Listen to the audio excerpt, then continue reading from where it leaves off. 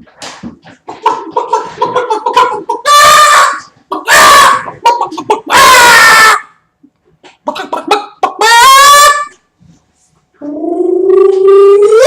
time for your TLC Hiking Club. Peace. Monthly vid clip, even though I did one 2 or 3 weeks ago. Anyhow, figured it was worthy to do another one, especially since we did Mount Whitney. What's up? Okay, so put one out on the 7th of August, and so since then we've done Mount Wrightson. Let's start off there. Wrightson, I got to tell you, man, it was quite the awesome trip. Completely underestimated the beauty in that area, the Madera Canyon. It's beautiful how green it was, the elevation that we were at, the cooler temperatures. I was very impressed with that area. So I tip my hat to the folks who do that or have done that trail and that mountain and regularly do that mountain and trail. I'm grateful to have been on that trip. Of course, moving on into Mount Whitney, I know a lot of people are probably expecting to hear the stories of Mount Whitney, and they're endless. Each and every one of us who did Whitney probably has, 20, 30 different stories that we could tell a piece. Fantastic event. We started just before 2:30 in the morning till we actually had feet moving on the ground.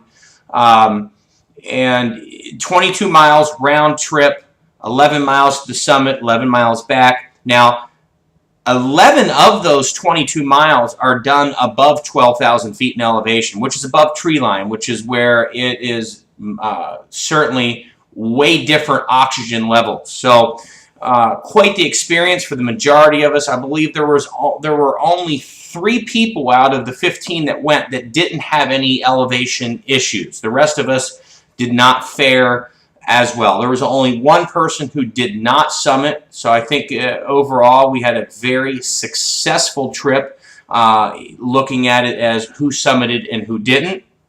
Even beyond that, though, just going and bearing witness to the beauty of that landscape, the mountains, the ponds, the rivers, the lakes, the waterfalls, the wildlife. Again, I had underestimated that.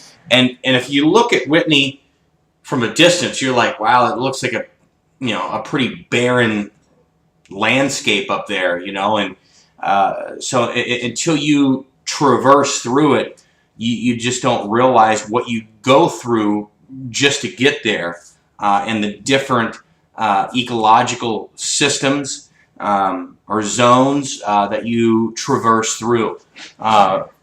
Fantastic.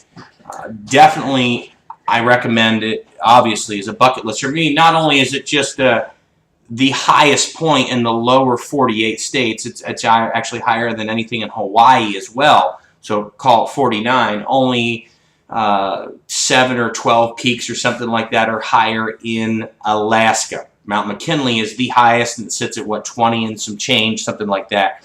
And that takes weeks to do. And you've got to deal with a lot of cold weather issues, and the majority of us in our club are not cold weather people. We can do cold weather for a day, and then we're about done with that.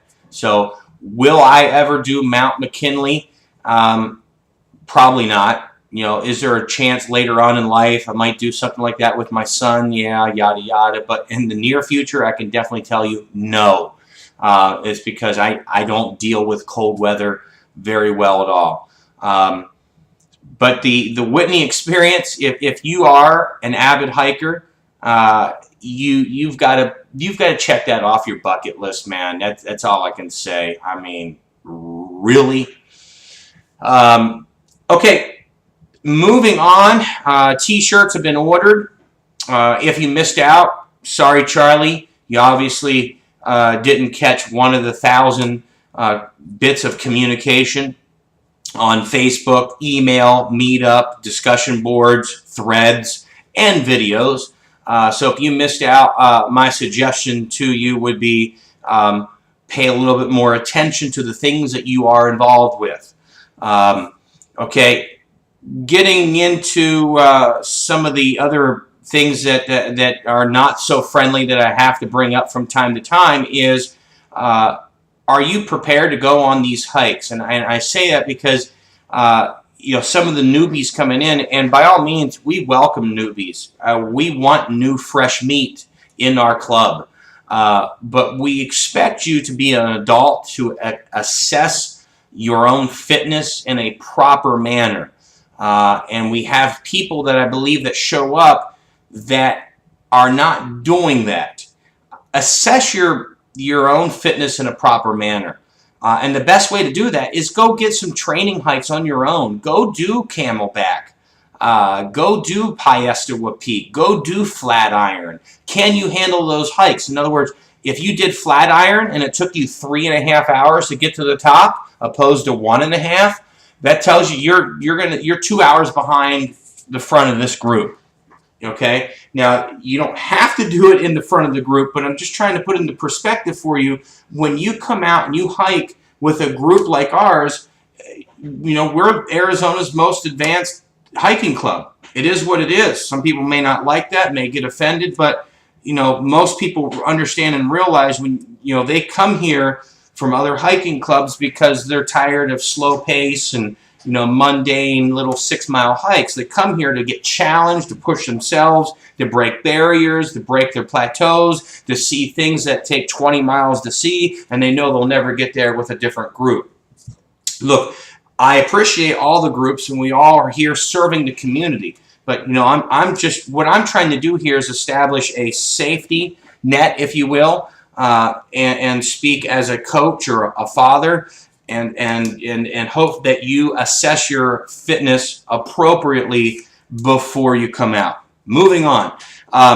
If you're going to RSVP for a hike, then show up. And I got to tell you, there was a person who RSVP'd and took up a permit slot for Saturday on Mount Whitney and then no-showed.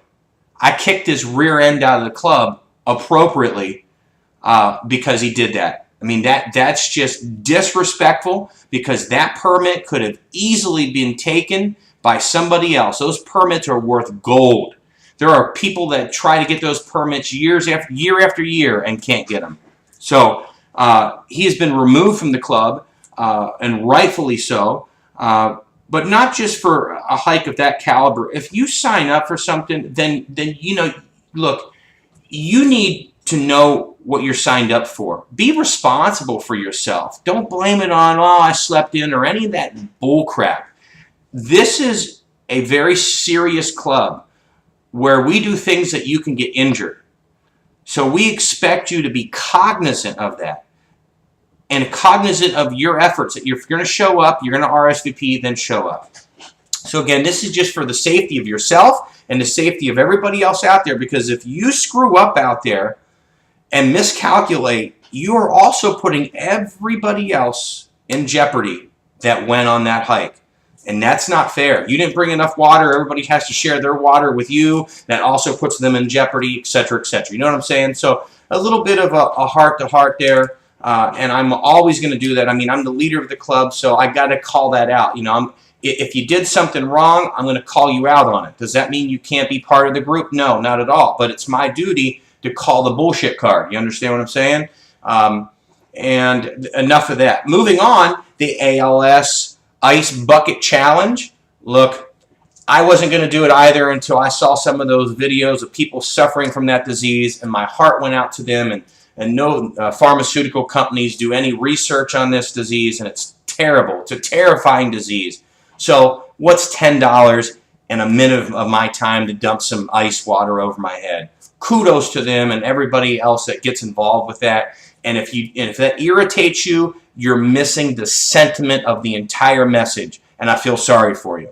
That's just my opinion. You don't have to agree with me. That's about it, my folks. Moving on, staycation, Labor Day weekend coming up next weekend down in Tucson at the Westin La Paloma. And we're doing the Lemon Pools water hike. Come down and enjoy the weekend, the social part of the whole aspect of the weekend. We're going to have a great time. And I'm running up to my 10-minute limit. And that's it. Have a productive week. Peace out.